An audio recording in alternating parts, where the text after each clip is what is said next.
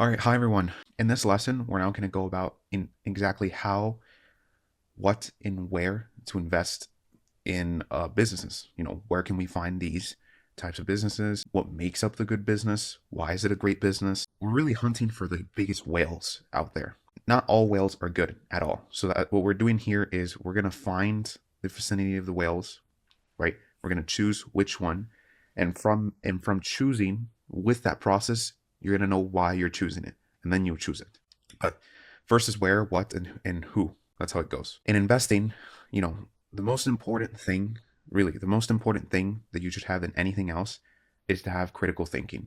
It's absolutely required for anyone who wants to make a great investment to have that a way of critical thinking and to think of things objectively, because not all investments are good. And if you want to make the best investment, you actually have to understand to not invest in a lot of businesses, because a lot of businesses don't work, right? A lot of businesses don't scale. A lot of businesses aren't good. You have to really repeat a lot of these processes and think so deeply into why is this company valuable? Why is it making money? How is it making money? And where it's making money? All these things combined, right? And from this analysis of testing multiple times, you will see why it's better than anything else you can ever think of it as a business, and why it'll make more money than those businesses because of how much more valuable their products and service are and will continue to be in the future.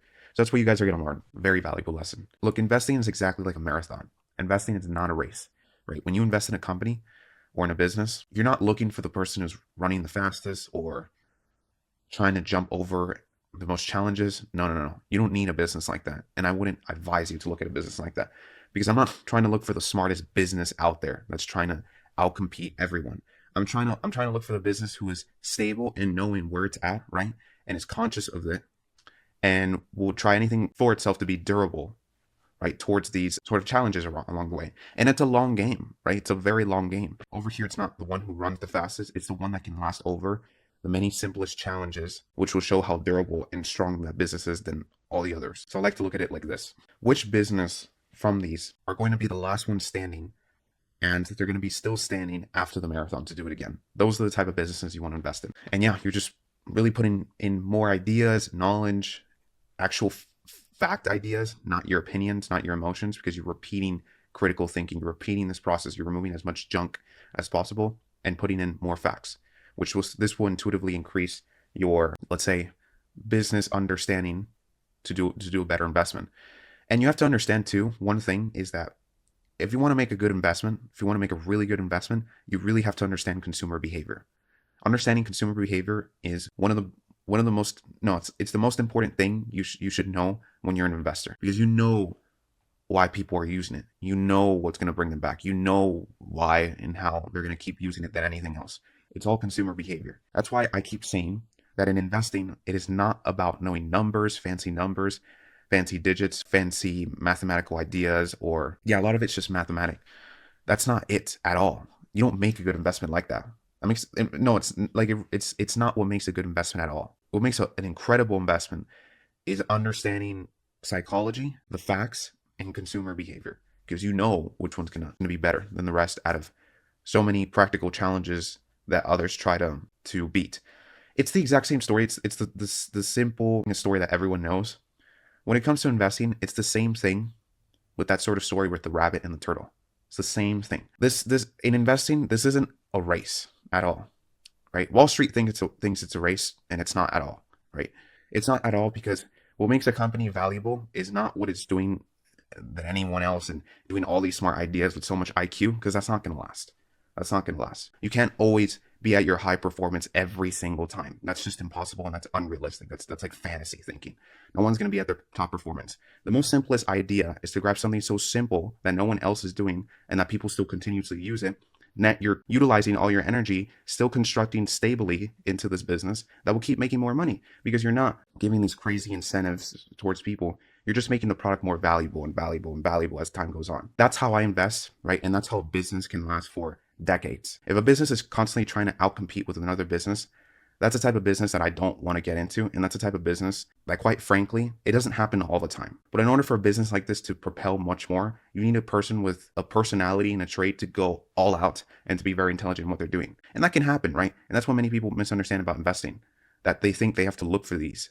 You don't have to look for these. These people do exist, but you have to remember 98% of everyone in the world are not like that. 98% of the people like to stay comfortable, like to do the things that they're doing. And 99% of the people like to take down, remember what I told you, these titans of companies? It happens every 2 times a century. So I know I'll be doing a losing game if I try to find the smartest person out there, because they don't happen very often. And I'm going to lose a lot of money because look, when you try to find a good investment like that, you're not going to find good investments. You're not going to find them for a very long time. And so what the psychological part that you start to do is that from tiredness, right? From you can't find it, your brain is going to start making excuses into why something is better when it's not factually better. That's very, very dangerous, and it's the worst thing you can ever do. You shouldn't invest like that, because the whole point about investing is just putting money down now so you can get more money later on. There's nothing else. There's no math. There's nothing. That's all the basic concepts there are. All right, so let's get into it. So in investing in the markets, right, you're going to be investing. Things will change, right? New sectors will come in as technology innovates, which will always do, right? But now you have, e-commerce websites, a merchant store online where you can pay and get delivered goods, right? That will always last because people need physical goods. Right? So you're offered a discount, and then you're going to see sectors of the future with AI or robotics, right? You're going to have consumer retailing, right? This would be like a fast food or a restaurant or a franchise or a store, really, where it's packed of people. It's always packed of people. Every single day you see it. And then there's the chip industry, which is extremely important, right, for the future. Everything you see around you has a chip, right? But you don't have to invest into it, right? I'm just showing you these examples to show how many things you can invest into it. And it doesn't mean like if everything is good, you have to invest in everything. No, I actually have the opposite approach. I have an approach that is very effective in where if you find really good things around you, just select the best, right? You don't have to do all of them.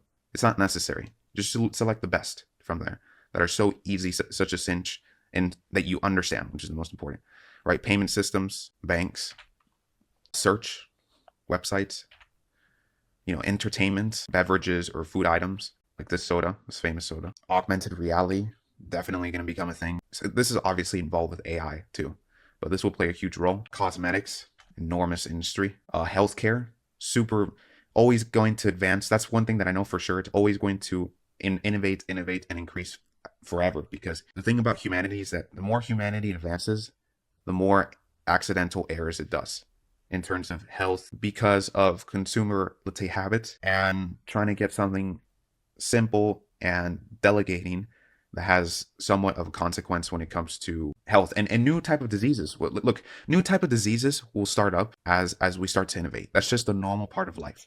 It's like preordained to be like that. And I think these viruses and diseases and any sort of health problems are already existing, but they haven't, let's say, been developed towards an extreme stage to what they can be in the future if we let it advance by not taking, let's say, adequate care of some part of our life, like in our body, in our mental health, right? So I think it's inevitable that new diseases will start to come up. It is. It really, that's what's happened for thousands of years.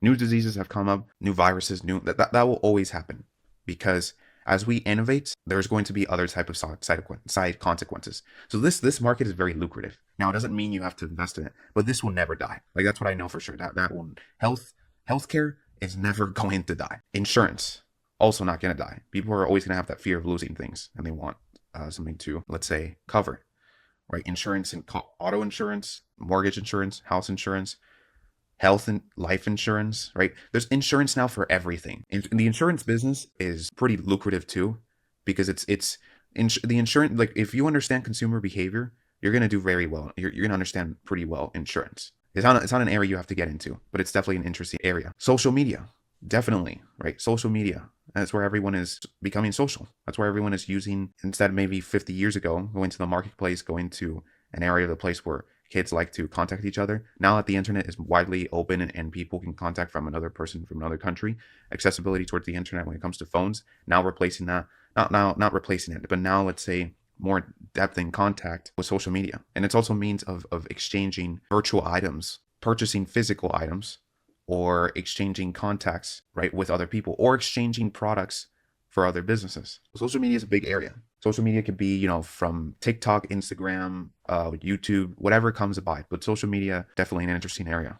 Banks. super, I mean, it's required to have a bank. Banks are, they're not the best businesses, but maybe they might be if you understand them very well. That's why whatever I say for you, it could be so much predictable than anything else, right? If it is, then that's the part that you should go into. But banks, there's now many different banks for different motives in terms of banking or in terms of utilizing your money. And you need like really a bank as a third party because they're your holder of your funds. And where you're going to really hold your funds if it's not in a portion of a bank? And a bank is so heavily entrenched into many people's funds that it would require something so innovative in the future to deviate that regulation to another instrument, let's say digitalized, right? And that's what all these cryptocurrency people are trying to do in terms of the DA apps and blockchain. But look, do you really think the US is going to want to change their dollars for something that's called another thing? Look, a country is very based and is very solidified when it comes to identity ownership, especially when it comes to money, right? Because when you have currency, you attract funds. So it's very important for a country to have currency. Currency is the means of exchanging with another country. You guys learned that from the 1928 to 2023 explanation. Yeah, banks are a very interesting subject. Banks will stay into this part because they're so heavily in society as a means to put your money in because it's so heavily regulated. It's so heavily like used in regulation that it's hard to take it out. I don't think banks are going to last. No company lasts forever. That's the big thing that people have to understand, right? But maybe the subject of it will always last. Because if you look at really the terms of banking or in terms of holding funds, that's existed for thousands of years, like before kingdoms, before empires. So, but not in individual companies that last for thousands of years. Right? Credit card companies, also the same. People are going to utilize credit. People like to use a source of other funds in order to pay their own expenses because it's a great way to leverage. It's an excellent leveraging system. I mean, everyone uses credit, especially in the US. That's never going to die because people are not going to deny other people's funds for means of exchanging, for means of easier payment, for means of loans too. I don't see any area that could take off credit in terms of getting leverage, but maybe credit will be subsidized by something more in the future. But as of right now, that's not even close to being seen. Lab research. I mean, lab research is never going to die either. I mean, same thing with health because that's how humans survived, by understanding things they didn't know, by overall testing. It's really science, chemistry. And so, these have been the breakthrough of genetics, DNA. Now they're making a discovery of how people can last longer in their lives. It's definitely, and there's a lot of companies involved with lab work that, I'm not talking about blood work or none of that stuff. I'm just talking about overall lab when it comes to drugs, drug suppliers too, people who supply the means to make vaccines. Right, those are lucrative companies because those are not gonna die. They need resources to keep innovating because humans will always. There's not going to be one time that a human is not going to innovate for a new curement or a new item because of the emotional nature of the humanity.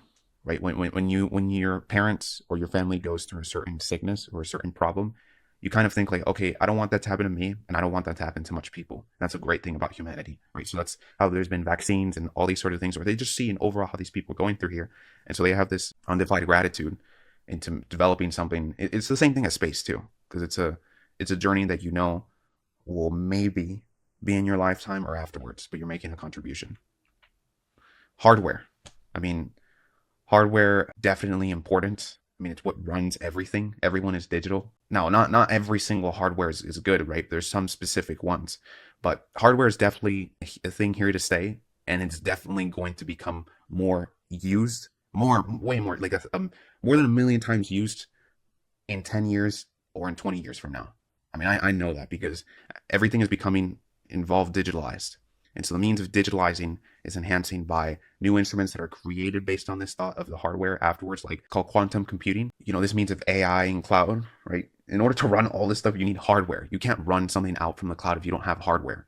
That's like creating an effect without a cost. That's just not going to happen. Right? In order to create a move, right, in terms of signal or in terms of cloud to make another one, or any means of any technology, you need a means to base it upon to actually send it to another device or another system with hardware. It's just the means of connecting, right? Whatever innovation that will come in terms of connecting, because it's really all connection. That's how you receive things throughout the internet and other things as well, network. But it's a connection, but you need like a base. These are sort of like bases. IoT, right? Internet of Things. Definitely definitely a thing and definitely going to become a huge thing in the future. Internet of Things means that everything that you have around you is going to become into the internet because of its compatibility. Humans like to have things automated and delegated for them so they won't have to use it manually and have a simpler and quicker process to do things.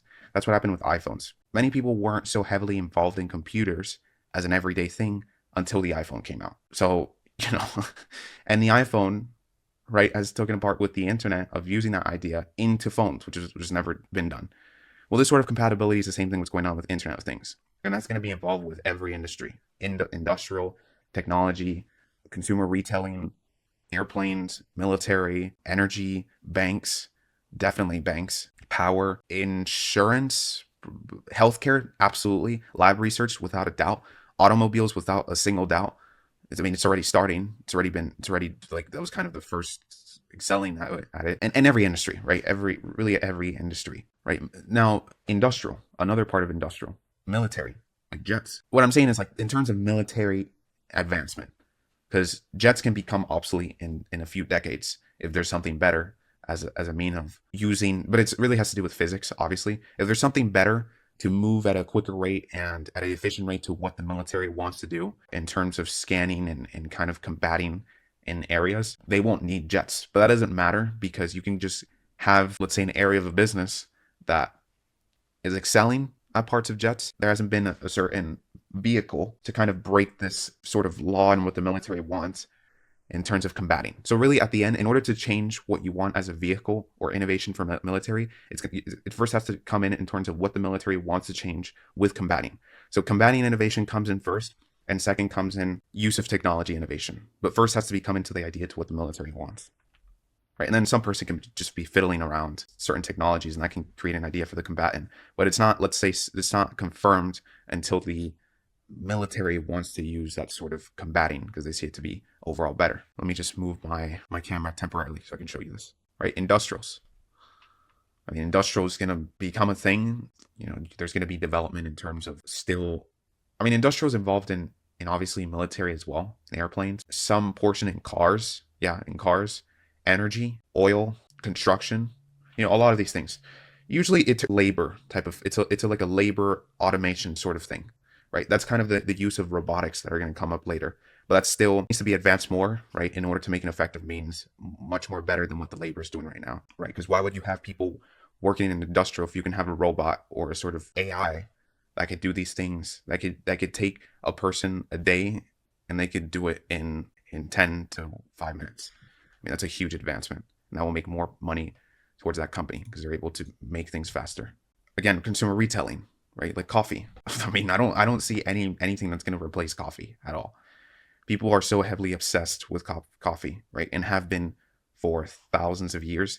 But it became a bigger thing from a few decades ago. It propelled as a huge thing when, you know, Starbucks made they brought the Frappuccino or espresso, sorry, not the Frappuccino, the espresso to the US, and then these people loved it, right? And then you have now, the US always does this to create thousands of flavors because North Americans, what I could tell you compared to anywhere else in countries, they like to have the idea, but in multiple different concepts, right? Because each person has their own belief. That's the great thing about this country, about that excelling profitable system, because you have multiple different types of people, right? And when you have multiple different types of people, you get to attract all the cultures. So instead of having area from A and the world has, you know, all the alphabetical letters, if you do this, you get all the alphabetical letter groups going into the subject, and that will make you a lot of money.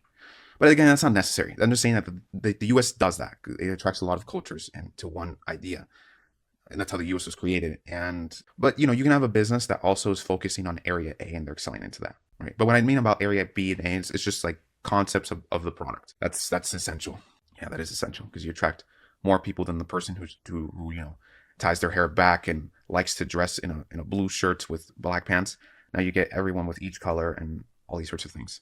Right? Essential items that you cannot stop buying regardless of whatever's going on in the world. If the world's going in a recession, what are you still going to use? You're still going to use toilet paper. You're still going to use detergents to still clean your clothes. You're still going to use shampoo, conditioner.